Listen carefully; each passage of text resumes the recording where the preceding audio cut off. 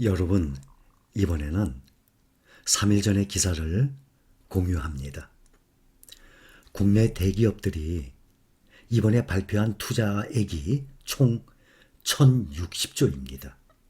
그것도 11개의 그룹이 5년간 투자 예정 금액이에요. 5년간 1600조 투자를 하겠답니다. 이것은 우리나라 경제계 역사상 처음이에요. 역대급 금액입니다. 11개 그룹들 중에 보면 삼성전자가 가장 많아요. 450조. 그런데 5년 동안 450조로 삼성전자가 투자하는데 현재 삼성전자 시가총액 오늘 현재 404조예요. 삼성전자보다 더 큰 규모의 투자를 합니다. 삼성전자 또 하나 만들겠다는 얘기 아닙니까? 그 정도의 규모의 투자입니다. SK그룹 247조, LG그룹 106조, 현대차그룹 63조, 포스코그룹 53조, 하나그룹 38조. 지금 이 몇 조, 쉽게 말하죠. 어마어마한 금액 아닙니까? 그렇죠. 100억, 1000억만 해도 엄청난 금액인데. 롯데그룹 37조. 이렇게 해서 11개 그룹이 1060조. 정말 일자리 상당히 많이 창출을 할 것입니다. 그 1060조 투자 금액 중에 국내 투자 금액이 무려 800조예요. 그러니 80%가 국내에 투자한다는 거죠. 지금 전 세계적 이슈가 무엇입니까? 주식 투자 시작하기 전에는 별로 신경 안 썼던 문제들이죠. 인플레이션, 우리나라도 마찬가지예요. 물가 상승 엄청납니다. 전 세계적으로. 우리도 정말 식구들, 부부의 자녀 둘, 식구들 나가서 외식 한번 간단하게 해도 5, 6만 원 기본으로 나가요.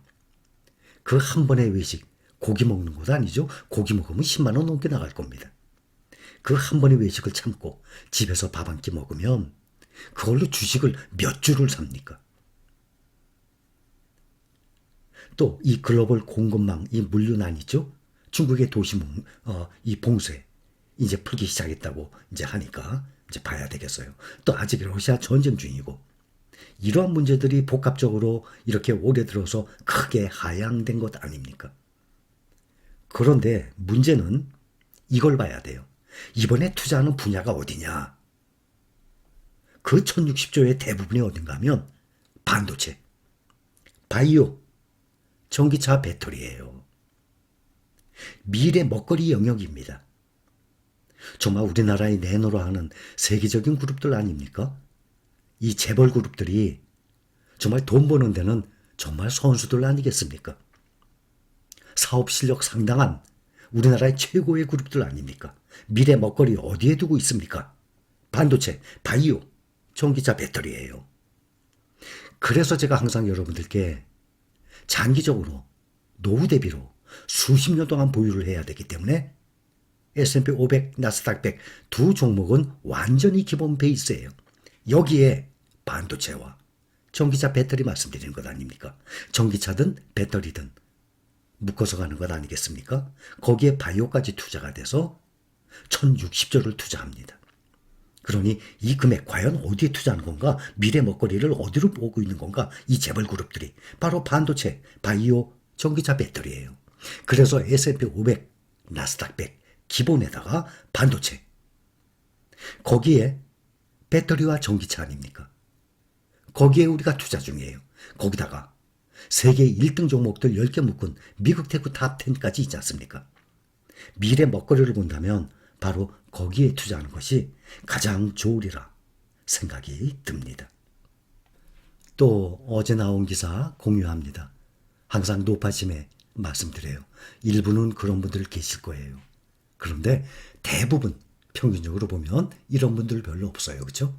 악소리난 비투 개미. 반대 매매 규모 3년 새 2배. 2019년에 비해서 점점 반대 매매 금액이 늘어나고 있어요. 그만큼 빚을 내서 투자하는 금액들이 점점 늘어난다는 얘기예요. 올해 들어 코스피, 코스닥 각각 12%, 16% 하락. 지난 3월 이후 하루 평균 반대 매매 규모 증가. 지수 부진에도 신용융자거래 규모 증가. 증권사 신용융자 이자 올려 부담 커질 듯 했어요. 반대매매 설명을 드렸죠. 다시 한번 말씀드릴게요. 반대매매가 뭔가 하면 내가 이 주식담보대출, 부동산 담보대출식으로 주식담보대출을 받잖아요.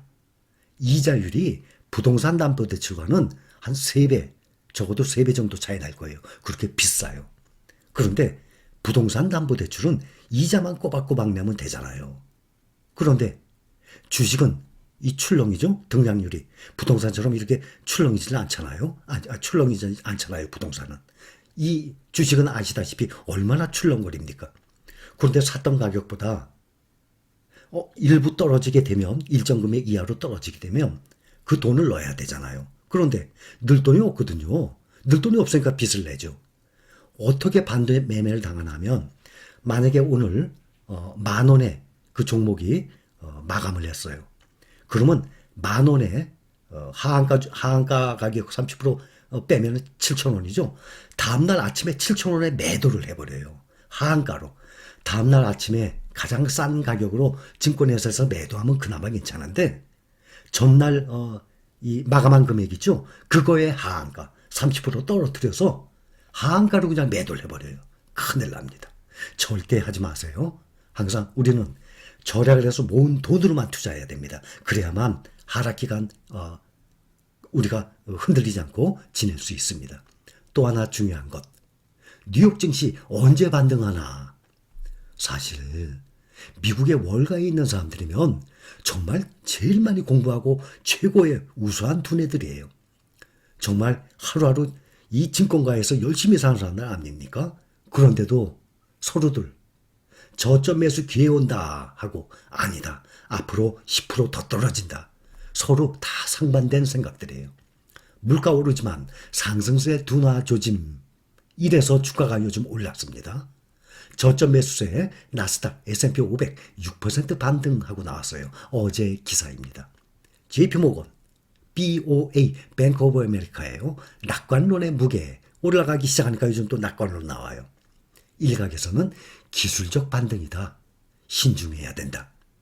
이번 주에 미국 고용지표 주목하고 나왔습니다. 앞으로 경제지표가 나올 때마다 좋게 나오면 또 상승할 것이고, 안 좋게 나오면 또 급락을 하게 될 것입니다. 그러나 바닥은 아무리 전문가라도 맞추지 못한다는 것 알고들 계시죠? 많은 자료를 통해서 우리는 다 알게 되었습니다. 주식 투자하면서 가장 기본되는, 가장 중요한 2가지를 말씀드리겠습니다. 항상 제가 강조를 했던 거예요. 하락장에서. 주식 투자의 핵심은 타이밍 맞춰요? 아니죠. 하락 시의 공포를 이겨내는 거예요. 가장 중요해요, 그게. 상승할 땐 괜찮아요. 어려운 점 없어요. 하락 시에 이 공포를 이겨내는 것이 멘탈 관리가 가장 중요한 것입니다. 주식 투자의 핵심이에요.